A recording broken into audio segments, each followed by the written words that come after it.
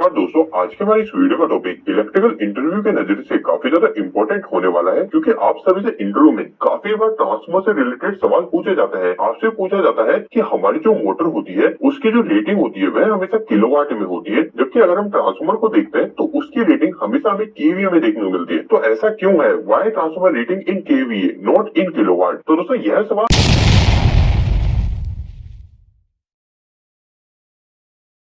सुनने में भले थोड़ा कंफ्यूजन भरा लगता है, लेकिन इसका जवाब काफी ज्यादा सिंपल सा है। मैं अगर इसका जवाब आपको वीडियो के स्टार्टिंग में सिंपल सी लाइन में बताऊं तो दोस्तों आपको बस एक बात का यह ध्यान रखना है कि हमारी जो भी मशीन होती है, चाहे हम किसी मोटर की बात करें, ट्रांसफार्मर की बात करें, इसके अलावा हम डीसी की बात कर सकते हैं, जो डीजल जनरेटर होता है, हमारे अल्टरनेटर हो गए, जनरेटर हो गए, तो आपको इन सभी के केस में बस एक बात का ध्यान रखना है कि हमारी जो भी मशीन है, जिस मशीन के आउटपुट में हमें इलेक्ट्रिकल की सप्लाई मिल रही है, उस मशीन की जो रेटिंग होगी वो हमेशा केवीए में होगी। अब जैसे अगर आप ट्रांसफार्मर की बात करोगे तो ट्रांसफार्मर के आउटपुट से हमें क्या मिलता है? इसके आउटपुट से हमें पावर सप्लाई मिलती है, हमें फेज और न्यूट्रल मिलता है, जिसकी मदद से हम हमारे लोड को चला पाते हैं। तो ट्रांसफार्मर के केस में हमें आउटपुट में क्या मिल रही है? इलेक्ट्रिकली पावर सप्लाई, तो इसकी रेटिंग हमेशा केवीए में ही होगी। इसके अलावा अगर आप डीजी में देखोगे तो डीजी की भी रेटिंग हमेशा केवीए में होती है, क्योंकि डीजी के आउटपुट से हमें क्या मिलता है? उसके आउटपुट से भी हमें इलेक्ट्रिकल की सप्लाई ही मिलती है, तो इसलिए डीजी की रेटिंग भी हमेशा केवीए में होती है। तो अब आपको एक छोटी सी बात तो क्लियर होगी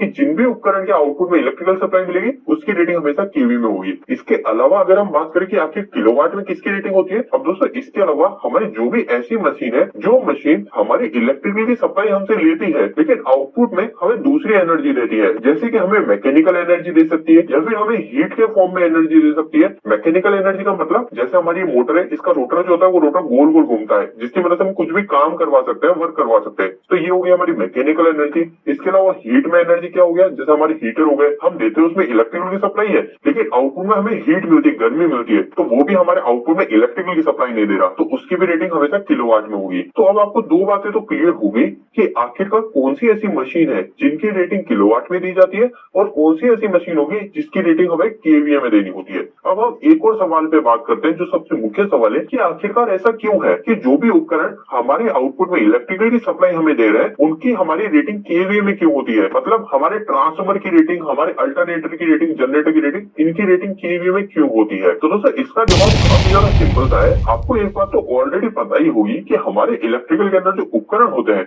वह उपकरण मुख्य तीन टाइप के होते हैं। इसमें एक हो जाता है हमारा कैपेसिटिव लोड, एक हो जाता है हमारा इंडक्टिव लोड, एक हो जाता है हमारा रेजिस्टिव लोड। तो दोस्तों ये तीन टाइप के हमारे इलेक्ट्रिकल के सभी उपकरण होते हैं। अगर मैं आपको इनके एग्जाम्पल बताऊं तो कैपेसिटिव उपकरण वो हो गया जो हमारे कैपेसिटर हो गए, तो उस कैपेसिटर को बोलते हैं हमारे कैपेसिटिव उपकरण। इसके अलावा इंडक्टिव लोड वो होता है जैसे हमारी मोटर हो गई, हमारे सीलिंग फैन हो गए, जिसके अंदर भी हमारी कॉइल होती है, वो होता है हमारा इंडक्टिव लोड। इसके अलावा एक रेजिस्टिव लोड होता है जैसे हमारे लैंप हो गए, हमारे हीटर हो गए, जो हमारे उपकरण गर्म होकर एनर्जी को कंजप्शन करते हैं, वो हमारे रेजिस्टिव उपकरण होते हैं। तो दोस्तों मुख्य तीन टाइप के हमारे उपकरण होते हैं। तो दोस्तों यहाँ पे प्रॉब्लम ये आती है कि हमारे जो उपकरण ये तीन टाइप के हैं, ये तीनों टाइप के जो उपकरण है इनका जो पावर फैक्टर होता है वह पावर फैक्टर अलग अलग होता है। पावर फैक्टर क्या होता है? तो पावर फैक्टर को भी आप छोटे शब्दों में ऐसे समझ सकते हो, एक तरह के इलेक्ट्रिकल के लॉस हो गए। तो हमारे जो कैपेसिटिव उपकरण होगा इसका पावर फैक्टर अलग होता है। इंडक्टिव लोड का जैसे मोटर हो गई तो मोटर का पावर फैक्टर ज्यादा 0.8 0.9 होता है। इसके अलावा जो रजिस्टिव उपकरण होता है इसका पावर फैक्टर थोड़ा अच्छा होता है, 0.9 या फिर 0.95। तो इस तरीके से हमारे जितने भी उपकरण होते हैं ना, इनका पावर फैक्टर जो होता है वो अलग अलग होता है। तो दोस्तों इसी वजह से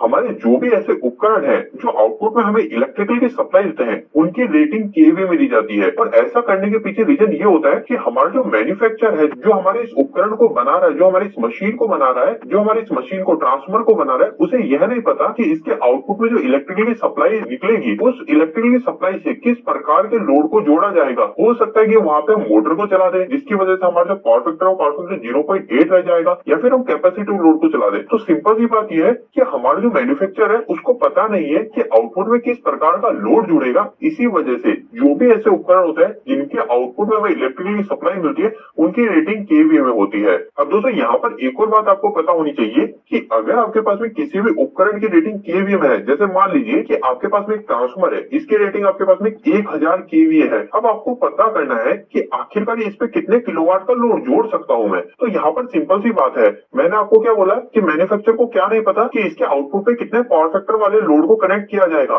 तो अगर आपको पता है कि इसके आउटपुट में 0.8 पावर फैक्टर वाले लोड को चलाने वाला हूं, तो आप क्या करेंगे, सिर्फ इस केवी के अंदर सिर्फ ये 1000 जो केवी है इसके अंदर आप सिर्फ पावर फैक्टर का मल्टीप्लाई कर देंगे तो मेरा पावर फैक्टर भी क्या है 0.8 है।